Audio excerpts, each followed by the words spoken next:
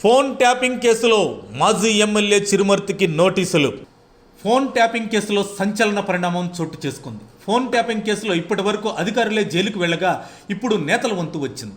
Phone tapping వ్యవహారంలో BRS నేత మాజీ ఎమ్మెల్యే చిరుమర్తి లింగయ్య ప్రమేయం ఉన్నట్లు పోలీసులు విచారణలో గుర్తించారు. తన ప్రత్యర్థుల ఫోన్లు ట్యాప్ చేసి నిఘా ఉంచినట్లు నిర్ధారించిన పోలీసులు తాజాగా నగరేకల్ మాజీ ఎమ్మెల్యే చిరుమర్తి లింగయ్యకు ఈ ఫోన్ ట్యాపింగ్ కేసులో సమన్లు జారీ చేశారు. పోలీసు ఉన్నతాధికారులు ఈ రోజు జూబ్లీ హిల్స్ పోలీస్ స్టేషన్కు రావాలంటూ పోలీసులు లింగయ్యకు నోటీసులు ఇచ్చారు. మాజీ ఎమ్మెల్యేకు నోటీసులు జారీ అవడంతో ఇప్పుడు తెలంగాణ రాజకీయాల్లో సంచలనం రేపుతోంది.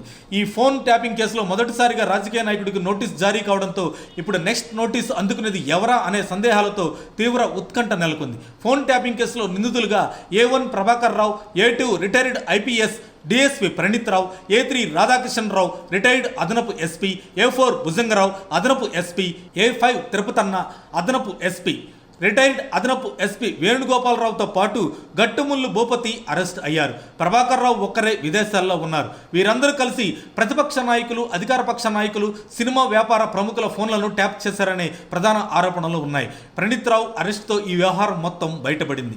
ఫోన్ ట్యాపింగ్ వ్యవహారాన్ని కాంగ్రెస్ ప్రభుత్వం చాలా సీరియస్గా తీసుకుంది. ఈ కేసును సీరియస్గా తీసుకున్న తెలంగాణ రాష్ట్ర ప్రభుత్వం ప్రత్యేక బృందంతో విచారణ జరిపిస్తుంది. ఈ కేసును విచారించే కొద్దీ కొత్త కోణాలు వెలుగు చూస్తూ ఉన్నాయి. ఈ కేసులో ఇప్పటికే పోలీసు ఉన్నతాధికారులు అరెస్ట్ అవ్వగా రాజకీయ నాయకులు కూడా అరెస్ట్ అవుతారంటూ కాంగ్రెస్ నేతలు ప్రకటిస్తూనే వస్తున్నారు. రాజకీయ నాయకుల ప్రమేయం ఉందని నిర్ధారించారు పోలీసులు. ఎవరెవరికి ఈ కేసులో ప్రమేయం ఉందోననే ఆసక్తి ప్రజల్లో నెలకొంది.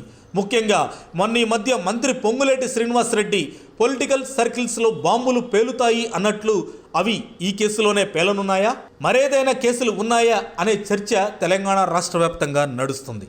మరిన్ని అప్డేట్స్ కోసం మా కాయ్ టీవీని సబ్స్క్రైబ్ చేసుకోండి. మా వీడియో కనుక మీకు నచ్చినట్లయితే లైక్ చేయండి, షేర్ చేయండి. మీ విలువైన అభిప్రాయాలను కామెంట్ బాక్స్లో తెలియజేయండి.